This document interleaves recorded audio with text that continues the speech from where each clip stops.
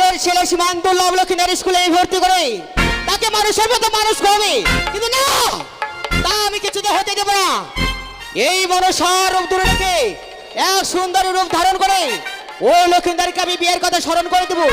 দেখি সে লক্ষ্মীদার কত দূরে গিয়েছে।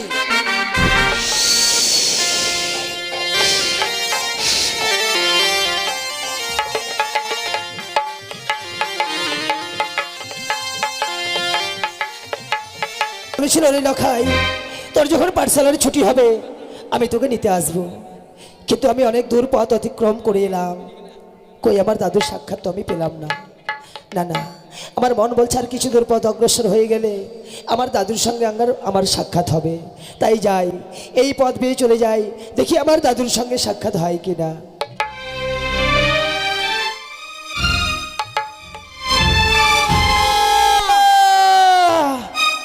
কে? তুমি আমাকে ধাক্কা মারলে কেন? তুমি পথ দেখে চলতে জানো না? আমি পথ দেখে চলতে জানি না, তুমি তো আমায় ধাক্কা মারলে। না গো, আমি তোমায় ধাক্কা মারিনি, আমি আমার পথ বেয়ে যাচ্ছিলাম, অমনি তুমি আমার গায়ে এসে পড়েছো। বাহ, আচ্ছা যাক সেসব কথা। আচ্ছা তুমি কোথায় গিয়েছিলে বলো তো? আমি গেছিলাম আমাদের গ্রাম্য পাঠশালায়। তাই? আচ্ছা তোমার নাম কি বলো তো? আমার নাম দুর্লভ লক্ষিন্দর। বাহ, খুব সুন্দর নাম। তোমার পিতার নাম? চন্দ্রপতি সদাগর। কিন্তু তোমায় একটি কথা বলবো। এমন কি কথা বলবে আমায়? বলো। তুমি কি বিয়ে করেছো? বিয়ে?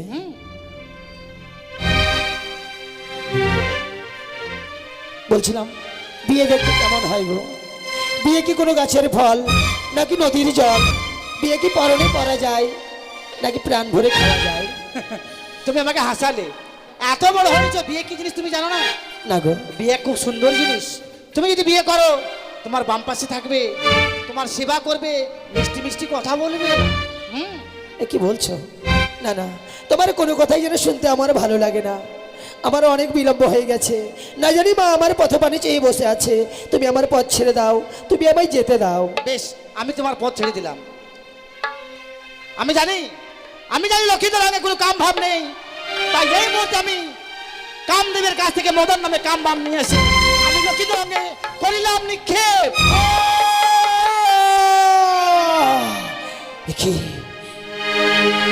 কি যেন মনে পড়ে মোর, ওই সুন্দরী রমণী আমায় যেন কি বলে গেল, আমি যদি একটিবারে বিয়ে করি তাহলে নাকি আমার বাম পাশে পাবো এক অপরূপ সুন্দরী, যে নাকি সদা সর্বদা আমার পাশে থাকবে, আমার সুখ দুঃখের সাথী হবে, আমার মনের কথা শুনবে। না, না, আমি বিলম্ব করব না, আমি এই মুহূর্তে অপরূপ সুন্দরীর কাছে ছুটে যাব। আমি জেনে নেব আমি আমি কি উপায়ে বিয়ে করতে পারবো। সুন্দরী, সুন্দরী, কোথায় কোথায় গেল সে? না না, তাকে তো আমায় খুঁজে বের করতে হবে। সুন্দরী, এই যে তুমি এই বৃক্ষতলে বসে আছো, আমি তোমায় খুঁজছিলাম গো। তুমি আমায় খুঁজছো কেন বলো তো? কেন জানো? তুমি না আমায় কিছুক্ষণ পূর্বে বললে আমি যদি বিয়ে করি তাহলে এক অপরূপ সুন্দরীকে সাক্ষাৎ হবে, ঠিক, সে নাকি আমার সদা সর্বদা পাশে থাকবে। ঠিক বলেছি। ওকে বলো না, বলো না কি করলে আমি বিয়ে করতে পারবো? কি করলে বিয়ে করতে পারবে তুমি জানো? বলো। এখন তুমি কোথায় যাবে বলো তো? আমি আমি আমার গৃহ মাঝে ফিরে যাব। না, তুমি গৃহ মাঝে যাবে না। তুমি যদি গৃহ মাঝে যাও, তোমার পিতামাতা তোমায় বিয়ে দেবে না। তাহলে কোথায় যাব? তাই তোমাদের যে গোসা মন্দির, হ্যাঁ, সেই গোসা মন্দিরে তুমি প্রবেশ করবে। কি? আর তোমাকে যে খুঁজতে আসুক না কেন, তার সাথে তুমি 3 সত্যতায় আবদ্ধ হবে। তখন তুমি তোমার বিয়ের কথা খুলে বলবে। আর 7 দিনের মধ্যে যদি তোমাকে বিয়ে না দেয়, তোমার প্রাণকে গঙ্গার তলে বিসর্জন দিয়ে দেবে। কিন্তু রমণী, আমি যদি এই গোসা ঘরে প্রবেশ করি, আমার মা যদি আমি দেখতে না পাই, তাহলে সারা চম্পক নগর লখাই লখাই বলে কেঁদে পাগল হয়ে যায়, মাঝে আমার প্রাণে মারা যাবে গো। না, তুমি যদি তোমার মার কথা শোনো তাহলে তো তোমার বিয়ে করা হবে না, তুমি অপরূপা সুন্দরী পাবে না। তাই নাকি? বেশ, আমি না হয় মায়ের কাছে যাব না, আমি যে বিয়ে করবো তাই তো তোমার কথা মতো ছুটে যাবো আমাদের সেই গোসা মন্দিরে প্রবেশ করে থাকবো। যখন আমার কাছে কেউ আসবে আমি একে একে ত্রিসত্য অঙ্গীকার করে আমি আমার বিয়ের মত জানাবো। তবে আমি আসি। আসি সুন্দর। বেশ, এই তো লক্ষিন্দরকে আমি বিয়ের কথা স্মরণ করিয়ে দিয়েছি। দেখি চাঁদ, লক্ষিন্দরকে বিয়ে না দিয়ে কি করে থাকতে পারে? আর লক্ষিন্দরকে বিবাহ দিবে, আর লক্ষিন্দরকে দংশন করবে সাউতালি পর্বত লৌহ বাসর ঘরে। আমার প্রতিজ্ঞা থাকবে অটল।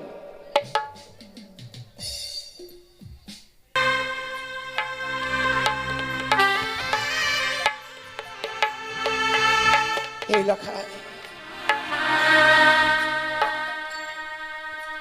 আমার লখাই সকাল 10টার সময় স্কুলে গেছে,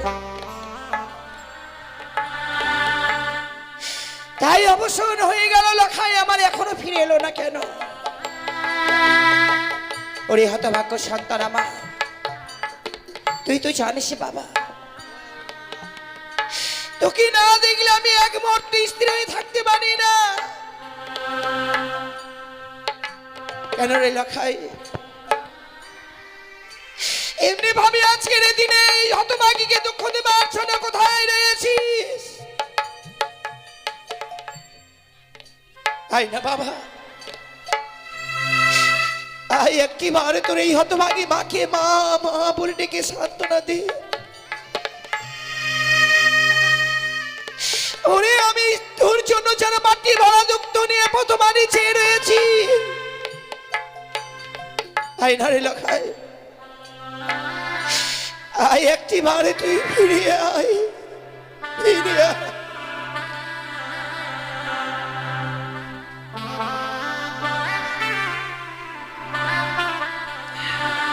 ও কোথায় গেলি রে?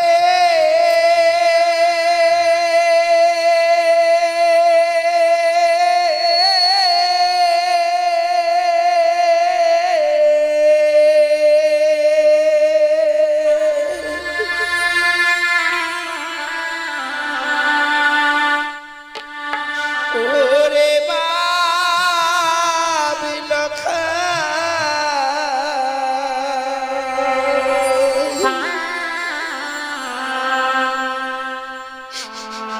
একেবারে মা বলে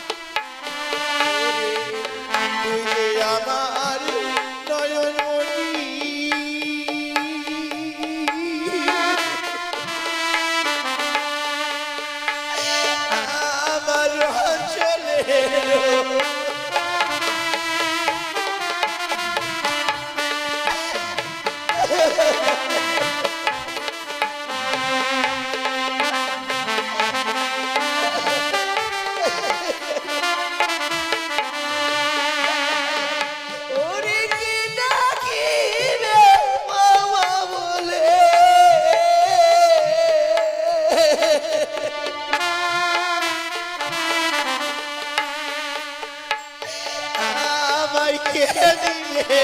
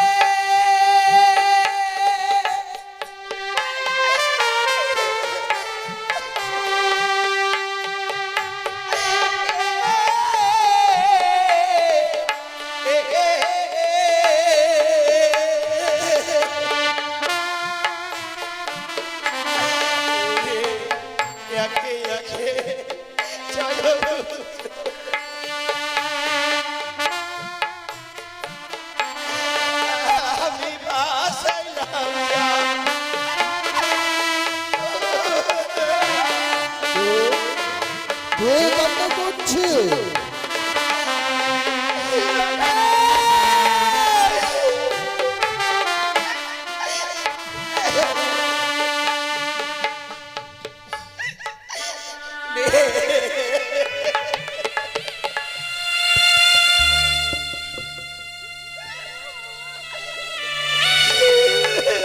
কে কান্না করছে?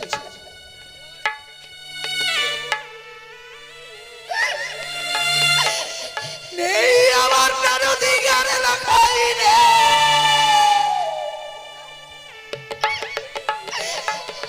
এই হতভাগীকে কে মা? না, আমি চাই গিয়ে দেখি কে এভাবে চম্পকনগরে ডুকরে ডুকরে কান্না করছে, কার কি অভাব হয়েছে।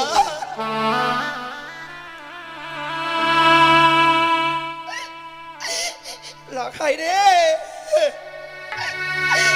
একটিবার তুই ফিরে আয় না পুত্র, একটিবার। বৌমা, বৌমা, তুমি এভাবে কান্না করছো কেন? ওগো কাকা বাবু, কি কি কি হয়েছে বৌমা? কি হয়েছে তোমার? তুমি এভাবে কান্না করছো কেন? আমার বুকের মানিক, তোমার বুকের মানিক? মানে আমার বুকের মানিক কি মনে হয় আমি চিরদিনের মতো হারিয়ে দিলাম। কি বলছো তুমি বৌমা? তোমার বুকের মানিককে চিরদিন? আমি তো তোমার কোনো কথা বুঝতে পারছি না বৌমা। কি হয়েছে আমায় খুলে বলো।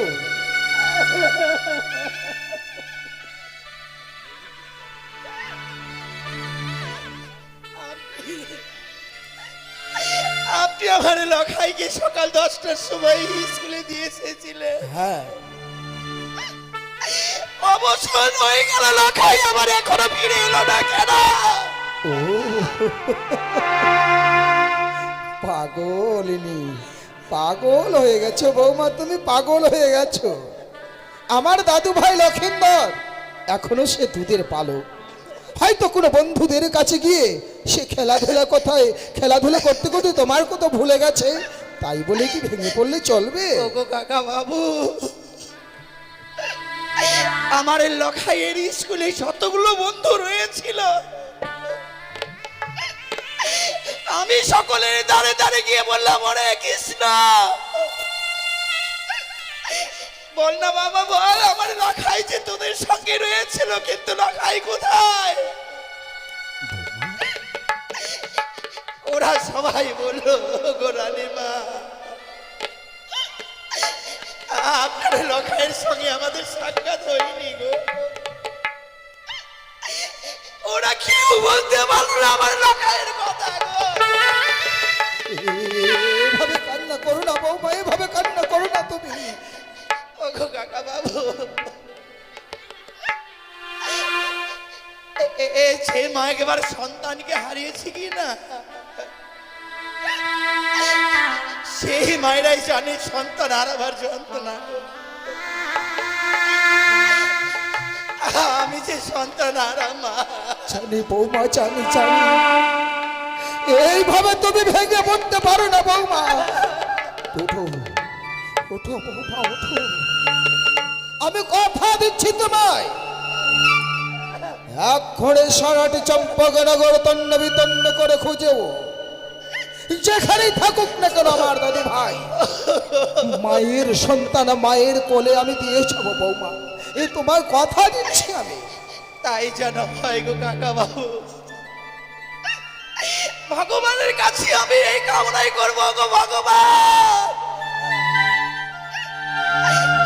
আজকের এই দুঃখের সন্তানকে ফিরিয়ে দিও গো। যাও বউ। তোমার কাছে আমার এই কামনাই গো ঠাকুর, আমার মতো কোনো মাকে এমনি ভাবে সন্তান হারা করে দিও না।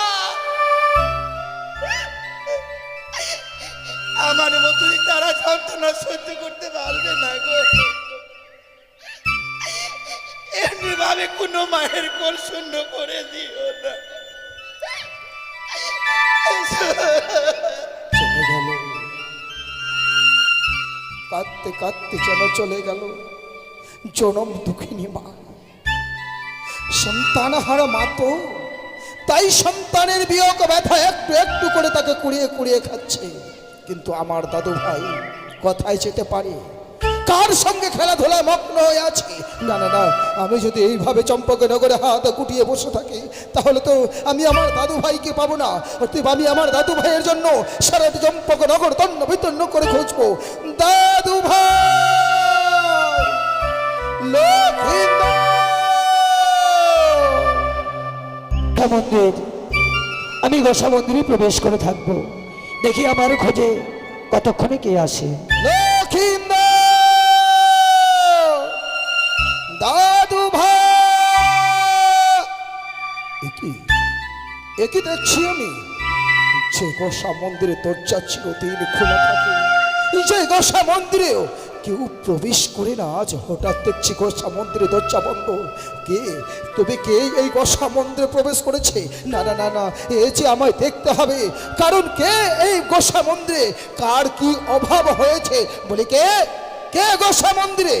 আমি আছি দাদু। লক্ষিন্দর। হ্যাঁ দাদু। দাদু ভাই, ওরে ওরে এই গোসা মন্দিরে তুই কেন? ওরে তোর জন্য এই রংনা গোসা ঘরে নয় দাদু ভাই। দাদু, আজকের দিনে কেন এই গোসা ঘরে প্রবেশ করে আছি? সত্যি যদি আমার মনের কথা শুনতে চাও, পূর্বে যে আমার সঙ্গে তোমায় ত্রিসত্য অঙ্গীকার করতে হবে। দাদু ভাই, হ্যাঁ দাদু। তোর মনের কথা শুনতে গেলে আমায় ত্রিসত্য অঙ্গীকার করতে হবে। হ্যাঁ দাদু। করবো ভাই, করবো। আগে বেরোয় আয়। ওরে মা যে তোর জন্য কাঁদতে কাঁদতে পাগলিনী হয়ে গেছে দাদু ভাই। ওরে মা যে দুধের বাটি নিয়ে বসে আছে। আয়, বেরিয়ে আয়, মায়ের কাছে যাবি, আয়। না দাদু, আমি তোমার মুখের কথাই বিশ্বাস করি না। তুমি যতক্ষণ না আমার সঙ্গে ত্রিসত্য অঙ্গীকার করবে, আমি এই গোসা ঘরে দরজা খুলবো না। বেশ, শুধুমাত্র তোর মায়ের চোখের জল মিশিয়ে দেওয়ার জন্য আজকে তোর সঙ্গে আমি ত্রিসত্য অঙ্গীকারে আবদ্ধ হব দাদু ভাই। বেশ, তবে যদি তাই হয়, তবে এই আমি জানালা দিয়ে হাত বের করে দিলাম। বলো 1 সত্য 2 সত্য সত্য 3 বার। তুমি যাহা বলবে পাল দাদু ভাই, আমি পালবো বারে বার। বেশ, এবার আমি গোসা ঘরের দরজা বন্ধ করে দিলাম। দাদু, দাদু ভাই, তুমি ভালো আছো? তুই তুই কখন ঢুকেছিস এই গোসা ঘরে? চেরাগ, সারাটি শরীর যেন মশাই কেটেছে। ওরে ওরে, আর দেরি না করে আয় আয়, ফিরে যাবি মায়ের কাছে, আয়।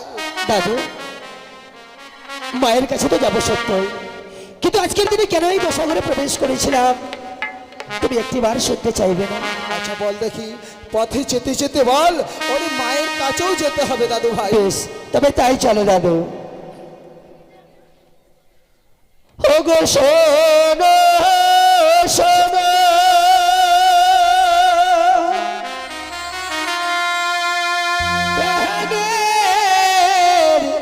দাদু গো,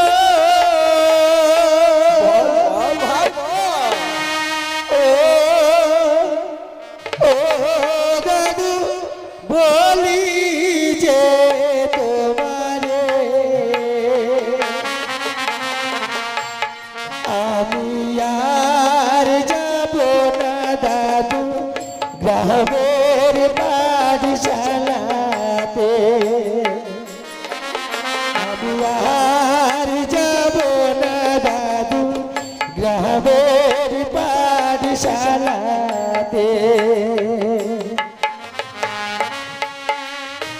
আমি যাব না দাদু, ওই পাঠশালায় আমি আর যাব না।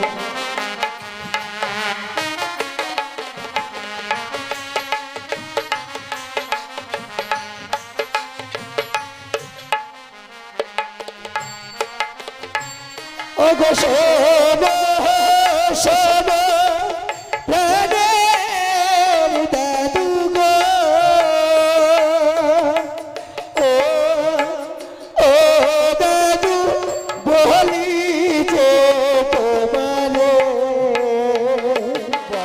আমি আর যাব না দাদু ওই না পাঠশালাতে আমি আর যাব না দাদু গ্রামের পাঠশালাতে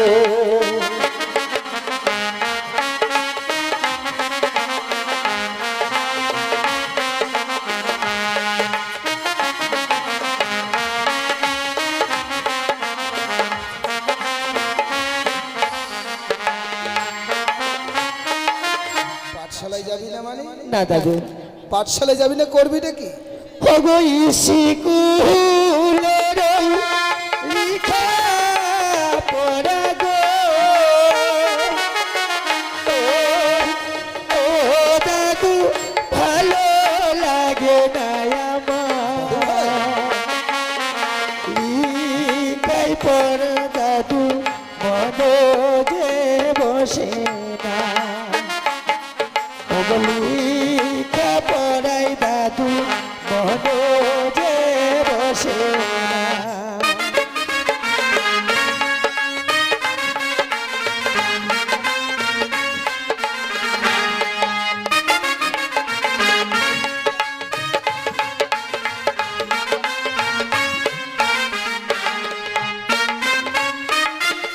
লেখাপড়া করবি না? লেখাপড়ার জন্য মন বসে না দাদু আরে এই বয়সে লেখাপড়া করবি না তুই কি করবি? শোন, লেখাপড়া করেছে, গাড়ি ঘোড়ায় চড়েছে, লেখাপড়া করতে গেলে বড় বুদ্ধিমান হবি দাদু ভাই। না দাদু আমি লেখাপড়া করবো না। বাণিজ্য করতে যাবি বুঝি? না দাদু তবে ওগো লেখা পড়া ছেড়ে আমি গো ও দাদু বিয়ে যে করিব বিয়ে না দিলে তাকে মারা যাবে আমায় বিয়ে না দিলে তাকে মারা যাবে দাদু আমি বিয়ে করবো দাদু আমি বিয়ে করবো ও দাদু ও দাদু ও দাদু শোনো না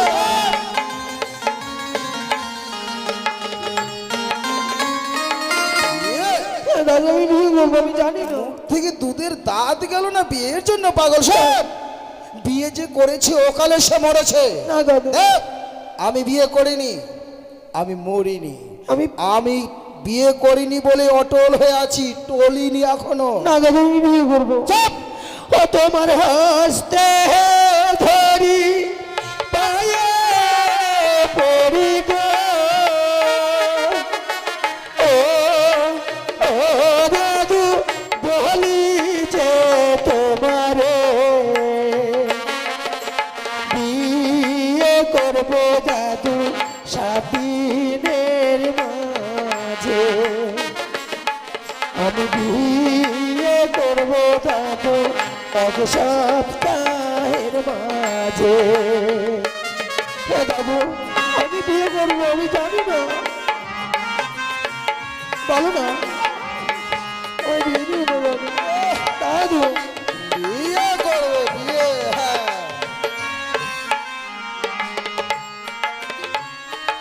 বিয়ে বলে কি হাতের মোয়া যে চাইলাম আর বিয়ে এনে দিলাম? তার মানে বিয়ে করতে গেলে প্রাপ্ত বয়সের প্রয়োজন হয়। দাদু আমি এতক্ষণে বুঝতে পারছি তুমি আমার বিয়ে দেবে না তো? না না না না, বিয়ে দিবই না। বেশ তাহলে আমি বিয়ে করতে চাই না দাদু। তবে আমি কি করবো জানো? কি? যেদিকে আমার 2টি নয়ন যাবে সে পথ বেয়ে চলে যাব। যদি যেতে যেতে সম্মুখে কোনো সরোবর দেখতে পাই দাদু ভাই। ওই সরোবরে গিয়ে আমি আমার প্রাণীকে বিসর্জন করে দেব। দাদু ভাই দাঁড়া, এই হেন কর্ম করতে চাস না দাদু ভাই। এই হেন কর্ম করতে গেলে তোর সঙ্গে তোর পিতা মাতা হয়তো আত্মহত্যা করবে। যা, তাহলে বলো বলো তুমি আমার বিয়ে দেবে? যা তুই মায়ের কাছে যা। মা যে দুধের বাটি নিয়ে বসে আছি, আর আমি ততক্ষণে তোর পিতার কাছে গিয়ে তোর বিয়ের কথা তুলে ধরছি দাদু ভাই। বেশ, এই তো আমার দাদুর মতো কথা। তুমি আমার ভালো দাদু, শোনো দাদু, লক্ষ্মী দাদু আমার। আমি আসছি, কেমন? হে ঈশ্বর, জানি না তোমার কি নীলা খেলা ঠাকুর, যে এখনো দুধের বালক, তার অঙ্গে আজ বিয়ের নেশায় সে মাতোয়ারা। কিন্তু চাঁদকে আমি কি করে গিয়ে বলি যে আজকে আমার দাদু ভাই লক্ষেন্দ্র বিবাহ নেশায় মত হয়েছে? না না না, যতই দুঃখ যতই কষ্ট হোক না কেন, চাঁদকে আমাকে যে চাঁদকে বোঝাতে হবে, চাঁদকে গিয়ে বলতে হবে, যার জন্য আমি চাঁদের কাছে ছুটে চাই চাঁদের কাছে। আজ আমার কি আনন্দ! পুত্র লক্ষিন্দর পাঠশালায় লেখাপড়া করছে, সে উচ্চ শিক্ষা শিক্ষিত হবে, আমারই বর্তমানে রাজ সিংহাসনে বসে সে রাজ্য পরিচালনা করবে। তা আর হবে না চাঁদ, তা আর হবে না বাবা। এই আপনি কি বলছেন? তোমার আমাদের সবার আশার বাসা যেন ভেঙে দিয়েছে আমার দাদু ভাই লক্ষেন্দর। আশার বাসা লক্ষিন্দর ভেঙে দিয়েছে? বাবা চাঁদ, এ আপনি কি বলছেন মন্ত্রী কাকা? কেন কেন আমার আশা পূর্ণ হবে না? যে লক্ষিন্দরকে নিয়ে আমি স্বপ্ন গড়িয়ে তুলেছিলাম, ভেবেছিলাম তোমার বর্তমানে আমার দাদু ভাই লক্ষিন্দর উচ্চ শিক্ষায় শিক্ষিত লাভ করে হবে আমাদের চম্পক নগরীর ভবিষ্যতের উত্তরাধিকারী। কিন্তু আজ আমার দাদু ভাই লক্ষিন্দর লেখাপড়া বাদ দিয়ে সে বিয়ের নেশায় পাগল হয়ে গেছে। মন্ত্রী কাকা, হ্যাঁ বাবা চাঁদ, লক্ষিন্দর বিয়ের জন্য বিচলিত হয়েছে, যার জন্য আমার আশা পূর্ণ হবে না। আপনি এ কথা বলছেন কাকা? আপনি আমার সঙ্গে রহস্য করছেন? না না না বাবা চাঁদ, না, আমি তোমার সঙ্গে রহস্য করতে যাবো কেন? এই রহস্য ছাড়া আর কি হতে পারে মন্ত্রী কাকা? যে লক্ষিন্দর আমার দুধের নাবালক, যার মুখ থেকে এখনো দুধের গন্ধ হয়নি, সেই লক্ষিন্দর নাকি বিয়ের জন্য বিচলিত হয়েছে, আর সে কথাটা আমায় বিশ্বাস করতে হবে। আমিও বিশ্বাস করিনি বাবা, আমিও বিশ্বাস করতে চাইনি, কিন্তু আমার দাদু ভাই কি বলেছে জানো বাবা? যেমন কি বলেছে মন্ত্রী কাকা? যদি এক সপ্তাহের মধ্যে আমার দাদু ভাইয়ের বিবাহ না দিই, তার সুন্দর জীবনকে বিসর্জন দেবে ওই অমরার সাগর চলে। চুপ করো! লক্ষিন্দর বিয়ের জন্য বিচলিত হয়নি, লক্ষিন্দরের বিয়ে দেওয়ার জন্য আপনি বিচলিত হয়েছেন। আপনি চাইছেন লক্ষিন্দরের বিয়ে দেবেন। এর পূর্বে 6 সন্তানের বিয়ে দিয়েছিলাম, শুধু আপনার যুক্তি মতো 6 সন্তানের বিয়ে দিয়ে আমি হয়তো আমার 6 সন্তানকে সাগরের জলে ভাসিয়ে দিয়েছি। আপনি চাইছেন লক্ষিন্দরের বিয়ে দিয়ে আমি যেন লক্ষিন্দরকে হারিয়ে ফেলি। আপনি একজন ঠক, একজন প্রতারক, একজন মিথ্যেবাদী। ঠক, প্রতারক, মিথ্যেবাদীর স্থান এই পবিত্র রাত প্রাসাদে হতে পারে না। তাই এই মুহূর্তেই রাত প্রাসাদ থেকে আপনি বেরিয়ে যান। বাহ চাঁদ বাহ, আমি ঠক, আমি মিথ্যেবাদী। তোমার পিতার আমল থেকে মন্ত্রীগিরি করে এসেছি, তোমার পিতাও এত বড় পুরস্কার দিয়ে আমায় ভূষিত করতে পারেনি, আর তুমি আজ এত বড় পুরস্কার আমার জন্য গচ্ছিত করে রেখেছিলে। আজকে প্রাপ্ত পুরস্কার আমাকে হিসাব করে বুঝিয়ে দিলে চাঁদ। আমি ঠক, আমি মিথ্যেবাদী, আমি চাইছি তোমার পুত্রের মরণ হোক। এত বড় কলঙ্কের বোঝা নিয়ে তুমি ভেবেছো আবারও থাকবো আমি চম্পকনগরে? না, এই মুহূর্তে মন্ত্রিত্ব পরিত্যাগ করে চললাম আমার দুটি নয়ন যেদিকে যাই, চললাম আমি সেই দিকে। দাঁড়ান মন্ত্রী কাকা, কটু ভাষা প্রয়োগ করেছি বলে রাত প্রাসাদ পরিত্যাগ করে চলে যাচ্ছেন। একটা কথার উত্তর দিয়ে যান তো মন্ত্রী কাকা। অবুঝি সন্তান মা বাবার বুকে লাথিও মারে, তাই বলে কি সন্তানকে ছুঁড়ে ফেলানো যায়? আপনি আমার পিতার আমল থেকে মন্ত্রিত্ব করে এসেছেন। আমারই পিতার অবর্তমানে আপনাকে আমি আমার পিতৃ আসনে বসিয়েছি। আজ অবশ্য সন্তান করিয়াছি মহাভুল। আপনি আমাকে পিতৃজ্ঞানে ক্ষমা করুন মন্ত্রী কাকা। না বাবা না, আমি তোমার উপরে কোনোদিন অভিমান করিনি, আজও করিনি বাবা, আজও করিনি। কিন্তু আমার দাদু ভাই যে বিয়ের নেশায় পাগল, সেই কথাটা সত্য কথা তোমার কাছে আমি তুলে ধরেছি বাবা। কিন্তু মন্ত্রী কাকা, লক্ষিন্দরের বিয়ের কথা শুনবার পর আচ্ছা আমি কেন বিচলিত হয়েছিলাম আপনি জানেন? কেন বাবা? আপনি লক্ষিন্দরকে পাঠশালায় ভর্তি করেছেন। লক্ষিন্দর প্রত্যহ পাঠশালায় যেত আসতো। একদিন পাঠশালা থেকে ফিরে এসে লক্ষিন্দর আমায় উচ্চস্বরে বলছে, পিতা গো আমি আর পাঠশালায় যাব না।